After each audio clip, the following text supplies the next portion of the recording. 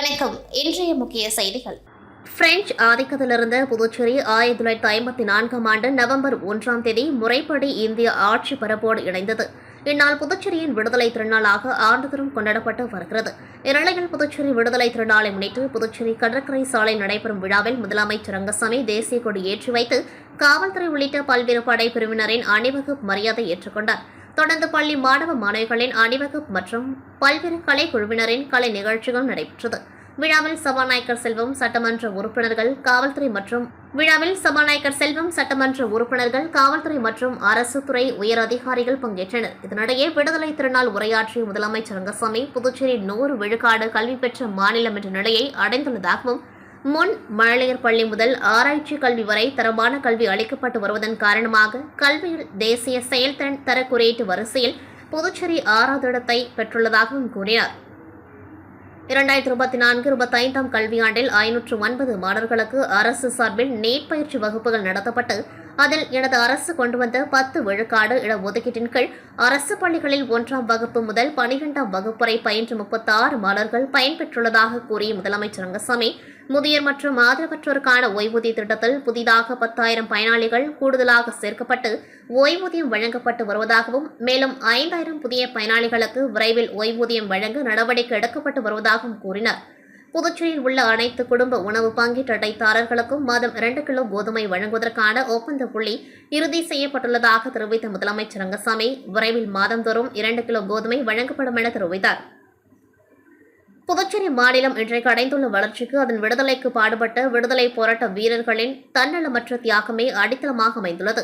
அவர்களின் தியாகங்களை இளைய தலைமுறையினர் அறிந்து கொள்ளும் வகையில் புதுச்சேரி கீழூர் நினைவிடத்தில் அமைந்துள்ளது போல் காரைக்காலிலும் ஒரு நினைவிடம் அமைக்கப்படும் என கூறினார். இதனிடையே பிரெஞ்சு அரசாங்கத்திடமிருந்து பெற்ற சுதந்திரத்தை சீர்குலைக்கும் வகையில் புதுச்சேரியில் ஆளும் பாஜக என்ஆர் காங்கிரஸ் அரசின் ஜனநாயக சீர்கேட்டை கண்டித்தும் மக்கள் நலத்திட்டங்கள் செயல்படுத்தாததை கண்டித்தும் விடுதலை நாள் விழாவை திமுக, காங்கிரஸ் சட்டமன்ற உறுப்பினர்கள் புறக்கணித்தனர். புதுச்சேரி விடுதலை நாளை ஒட்டி மாஹேவில் நடைபெற்ற விழாவில் அமைச்சர் தேனி ஜெயக்குமார் தேசிய கொடி ஏற்றி வைத்து காவல்துறையினரின் அணிவகுப்பு மரியாதை ஏற்றுக்கொண்டார். புதுச்சேரி விடுதலை நாள் விழாவை ஒட்டி மாஹேவில் நடைபெற்ற விழாவில் சிறப்பு விருந்தினராக கலந்து கொண்ட வேளாண் துறை அமைச்சர் தேனி ஜெயக்குமார் தேசிய கொடி ஏற்றி வைத்து போலீசாரின் அணிவகுப்பு மரியாதை ஏற்றுக்கொண்டார். தொடர்ந்து மாணவ மாணவிகளின் கண்கவர் கலை நிகழ்ச்சி நடைபெற்றது.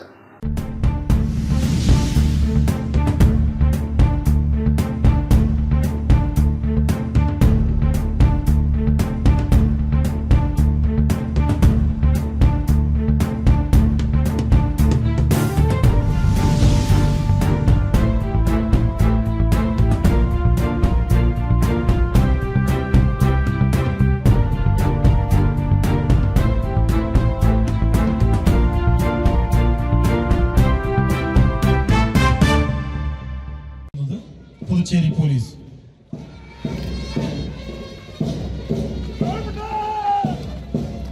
India Reserve Battalion.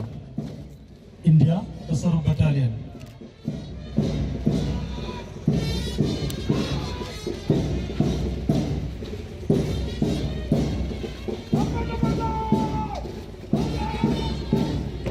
Puducherry Home Guard. Puducherry Home Guard.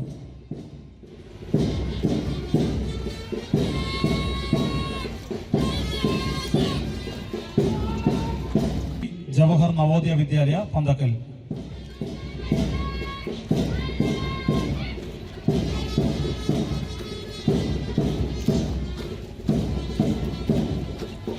NCC unit PM Sri Usman Government High School Chalakara.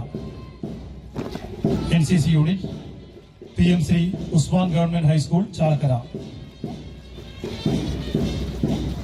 Jawaharlal Nehru Government Higher Secondary School Mahi.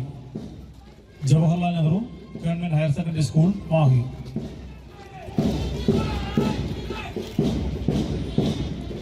C.E. Baradan Government Higher Secondary School Mahi. C.E. Baradan Government Higher Secondary School Mahi.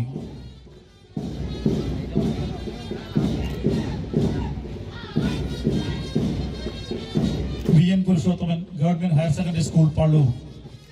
V.N. Purushothaman Government Higher Secondary School Pallu.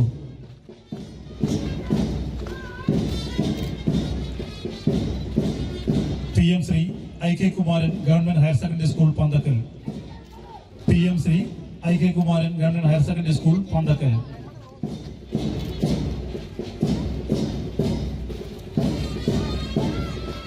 Puducherry union பிரதேசத்தில் புதுச்சேரி, காரைக்கால் உள்ளிட்ட 4 பிராந்தியங்கள் கிட்டத்தட்ட 300 ஆண்டுகள் French ஆட்சியின் கீழ் இருந்த நிலையில் 1954 ஆண்டு November 1ஆம் தேதி புதுச்சேரிக்கு விடுதலை கிடைத்தது.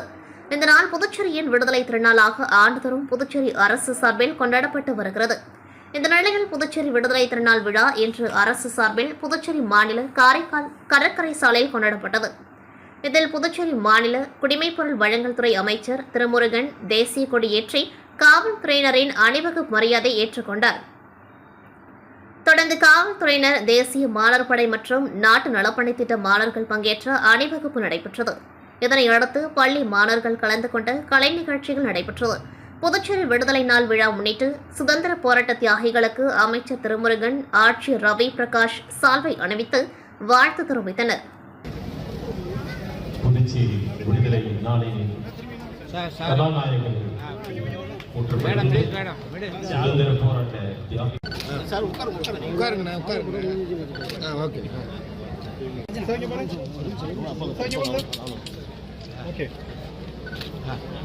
அணிவகுத்து வருகின்றார்கள். இந்திய ரிசர்வ் பட்டாலியன் பிரிவினர் வழிநடத்தி வருகின்றார் நெடுங்காடு காவல் நிலைய உதவி ஆய்வாளர் திரு எம் செந்தில்குமார் அவர்கள். வருகின்றார்கள் ஊர்காவல் படை வீரர்கள், அவர்களை வழிநடத்தி வருகின்றார் கோட்டிச்சேரி காவல் நிலையத்தின் உதவி ஆய்வாளர். அவர்களை தொடர்ந்து வீரநடை போட்டு வருகின்றார்கள் காரைக்கால் அறிஞர் அண்ணா படையினர். புதுச்சேரி மாநிலத்தில் மின் கட்டணத்தை உயர்த்த மின் ஒழுங்குமுறை ஆணையம் பரிந்துரை செய்துள்ளது. இதன் அடிப்படையில் ஒரு யூனிட்டுக்கு 20 பைசா என உயர இருக்கிறது. இது தொடர்பாக காரைக்காலில் மின்துறை அமைச்சர் நமச்சிவாயம் செய்தியாளர்களுக்கு பேட்டியளித்தார். அப்பொழுது அவர் மின் கட்டணம் நிச்சயம் உயர்த்தப்படாது, மின்துறை ஒழுங்குமுறை ஆணையம் மின் கட்டணத்தை உயர்த்த கூறினாலும் புதுச்சேரி அரசு உயர்த்தாது, அதற்கான தொகையை மானியமாக அரசு செலுத்திவிடும். கடந்த ஆண்டும் மின் கட்டணத்தை உயர்த்த கூறிய பொழுது மக்களிடம் கட்டணத்தை வசூலிக்காமல் அரசே மானியம் செலுத்தியது. அதே நடைமுறை இந்த ஆண்டும் பின்பற்றப்படும். மின் கட்டண உயர்வு பொதுமக்கள் மீது தாக்கத்தை ஏற்படுத்தாது, பழைய கட்டணமே தொடரும் என உறுதியளித்தார். பாஜக கூட்டணி ஆட்சியில் எந்த திட்டமும் செயல்படாத காரணத்தினால் பாஜக கூட்டணியிலிருந்து விலகி திமுக காங்கிரஸ் கூட்டணிக்கு என்ஆர் காங்கிரஸ் வர வேண்டுமென முதலமைச்சர் ரங்கசாமிக்கு காரைக்கால் திமுக சட்டமன்ற உறுப்பினர் நாஜிம் கோரிக்கை வைத்திருப்பது குறித்து கேட்டதற்கு, முதலமைச்சரிடம் காரியங்களை திமுக சாதித்து செல்கிறது. முதலமைச்சர் அலுவலகத்தில் மறைமுகமாக திமுக எம்எல்ஏக்கள் காரியத்தை சாதித்து செல்கிறார்கள். இந்த ஆட்சியிலும் முதலமைச்சரிடமும் அதிக பலனை திமுக எம்எல்ஏக்கள் தான் அனுபவித்து வருகிறது. யார் யாருடன் சேர வேண்டும் என அந்தந்த கட்சி தலைவர்கள் தான் முடிவு செய்வார்கள். அதற்கு இப்பொழுது அவசியம் ஏற்படவில்லை என நமச்சிவாயம் பதிலளித்தார். ஆளுநருக்கு முதல்வருக்கும் எந்த கருத்து வேறுபாடும் இல்லை என்று அமைச்சர் நமச்சிவாயம் கூறினார். மண்ணாடிப்பட்டு கொம்யூன் பஞ்சாயத்து அலுவலகத்தில் புதுச்சேரி விடுதலை நாள் விழா கொண்டாடப்பட்டது. ஆணையர் எழில்ராஜன் தேசிய கொடி ஏற்றி வைத்து மரியாதை செலுத்தினார்.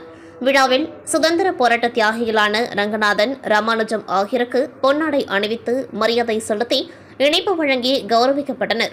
பள்ளி மாணவர்களுக்கு கல்வி உபகரணங்கள் வழங்கப்பட்டது. இந்நிகழ்ச்சியில் உதவி பொறியாளர் மல்லிகா அர்ஜுனன், இளநிலை பொறியாளர்கள் பாஸ்கர், மனோகரன், பள்ளி தலைமை ஆசிரியர் Gladin, Grace Mac, Berlin, Manoharan, அலுவலக ஊழியர்கள் மற்றும் அரசு பள்ளி மாணவர்கள் கலந்து கொண்டார்கள். ஏற்பாடுகளை கொம்யூன் பஞ்சாயத்து ஊழியர்கள் செய்திருந்தனர். வில்லியனூர் கொம்யூன் அலுவலகத்தில் புதுச்சேரி விடுதலை நாள் கொண்டாட்டம். தேசிய கொடி ஏற்றி வைத்த ஆணையர் ரமேஷ். வில்லியனூர் கொம்யூன் பஞ்சாயத்து அலுவலகத்தில் புதுச்சேரி விடுதலை நாள் விழா கொண்டாடப்பட்டது. ஆணையர் ரமேஷ் தேசிய கொடி ஏற்றி வைத்து மரியாதை செலுத்தினார். விழாவில் பள்ளி மாணவர்களுக்கு கல்வி உபகரணங்கள் வழங்கி கொண்டாடினார். இந்நிகழ்ச்சியில் அலுவலக ஊழியர்கள் மற்றும் அரசு பள்ளி மாணவர்கள் கலந்து கொண்டார்கள். ஏற்பாடுகளை கொம்யூன் பஞ்சாயத்து ஊழியர்கள் செய்திருந்தனர்.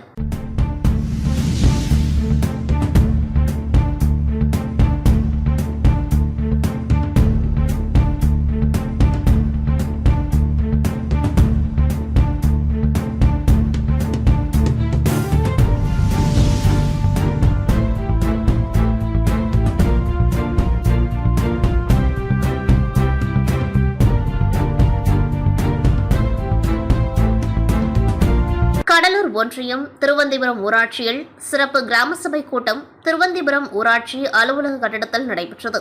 இக்கூட்டத்திற்கு கடலூர் வட்டார வளர்ச்சி அலுவலக துணை வட்டார வளர்ச்சி அலுவலர் பிரபா தலைமை தாங்கினர். ஊராட்சி செயலர் திருவேங்கடம் தீர்மானங்களை முன்மொழிந்து பேசினர். இக்கூட்டத்தில் திருவந்திபுரம் கிராம நிர்வாக அலுவலர் ஆர் பரணி, மக்கள் நல பணியாளர் மலர்கொடி, ஊக்குனர் நாகலட்சுமி, திருப்பாப்புலியூர் காவல் நிலைய உதவி ஆய்வாளர் கார்த்திகேயன், தலைமை காவலர் ஜானகிராமன் ஆகியோர் கலந்து கொண்டார்கள். அங்கன்வாடி பணியாளர்கள், தூய்மை பணியாளர்கள், டேங்க் ஆபரேட்டர்கள் மற்றும் பொதுமக்கள் கலந்து கொண்டார்கள். இந்த கிராம சபை கூட்டத்தில் கீழ்கண்ட தீர்மானங்கள் நிறைவேற்றப்பட்டன. வீடுகள் தோறும் மழைநீர் சேகரிப்பு, வடகிழக்கு பருவமழை முன்னெச்சரிக்கை நடவடிக்கை, தமிழ்நாடு மகளிர் மேம்பாட்டு நிறுவனம், ஊராட்சி அளவிலான கூட்டமைப்பு பதிவுகளை புதுப்பித்தல், பாலினம் தொடர்பான பயிற்சி நடத்துதல், சுய உதவிக்குழு உறுப்பினர்களுக்கு அடையாள அட்டை வழங்குதல், தீனதயாள் உபாயத் கிராமப்புற பயிற்சி திட்டம் வகுத்தல் உள்ளிட்ட தீர்மானங்கள் நிறைவேற்றப்பட்டன.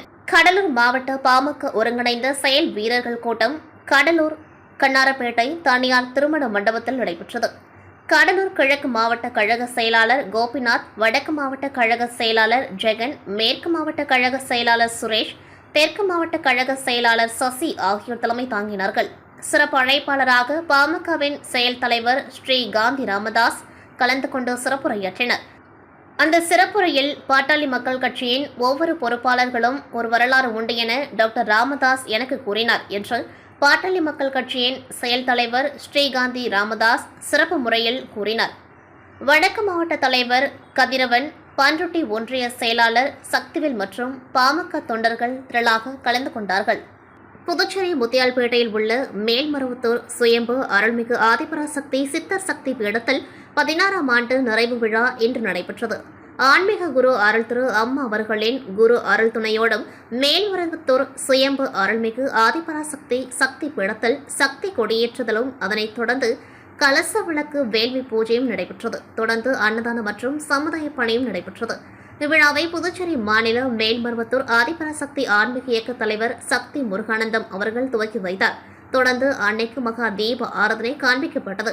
இந்த விழாவில் ஆன்மீக அன்பர்கள், பக்தர்கள், செவ்வாடை தொண்டர்கள், பொதுமக்கள் பலர் கலந்து கொண்டு அன்னையின் திருவுருளை மற்றும் அடிகளாரின் அருளையும் பெற்றனர். மேலும் இந்த விழாவில் திரளான பக்தர்களும் கலந்து கொண்டு வழிபட்டனர்.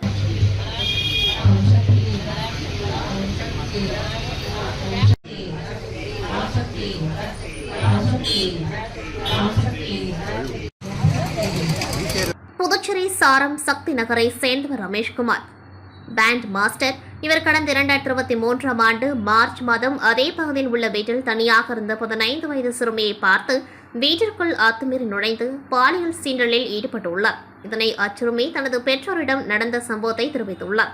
அதைத் தொடர்ந்து சிறுமியின் பெற்றோர் உருளையன்பேட்டை காவல் நிலையத்தில் அளித்த புகாரின் பேரில் போலீசார் போக்சோ பிரிவின் கீழ் வழக்கு பதிவு செய்து ரமேஷ்குமாரை கைது செய்து சிறையில் அடைத்தனர். தொடர்ந்து வழக்கானது புதுச்சேரி போக்சோ விரைவு நீதிமன்றத்தில் நடைபெற்று வந்தது. கடந்த 2.5 ஆண்டுகளாக நடைபெற்று வந்தது. அரசு தரப்பில் வழக்கறிஞராக பச்சையப்பன் ஆஜரானார். இவ்வழக்கின் அனைத்து சாட்சியங்களையும் விசாரித்த நீதிபதி சுமத்தி குற்றம் சாட்டப்பட்ட ரமேஷ்குமாருக்கு போக்சோ சட்டம் 8 கீழ் 3 ஆண்டுகள் சிறை தண்டனையும் ரூபாய் 21,000 அபராதம் விதித்து தீர்ப்பளித்தார். மேலும் பாதிக்கப்பட்ட பெண்ணுக்கு இழப்பீடாக ரூபாய் 1 லட்சம் வழங்க அரசுக்கு நீதிமன்றம் பரிந்துரைத்துள்ளது. புதுச்சேரி விடுதலை நாள் கொண்டாட்டமான இன்று நவம்பர் முதல் நாள் புதுவை பாராளுமன்ற மாநிலங்களவை உறுப்பினர் செல்வ கணபதி எம்பி அவர்கள் நலத்திட்ட உதவி வழங்கும் விழா புதுச்சேரி பாராளுமன்ற மாநிலங்களவை உறுப்பினர் அலுவலகத்தில் இன்று காலை 11 மணியளவில் நடைபெற்றது. இந்த விழாவில் லாஸ்பேட் தொகுதியைச் சேர்ந்த சுகுமாரன், அரியங்குப்பம் தொகுதியைச் சேர்ந்த சுமதி, தட்டாஞ்சாவடி தொகுதியைச் சேர்ந்த கலைவாணி ஆகியோர்களுக்கு செல்வ கணபதி எம்பி அவர்கள் தள்ளுவண்டி வழங்கினார். இந்நிகழ்ச்சியை பாரதிய ஜனதா கட்சியின் முன்னாள் ஓபிசி அணியின் மாநில தலைவர் நடராஜன் ஏற்பாடு செய்தார். இந்நிகழ்ச்சியில் லாஸ்பேட் தொகுதி பாரதிய ஜனதா கட்சியின் நிர்வாகிகள் மற்றும் பொறுப்பாளர்கள் திரளாக கலந்து கொண்டார்கள். இத்துடன் செய்திகள் நிறைவடைகின்றது. நன்றி, வணக்கம்.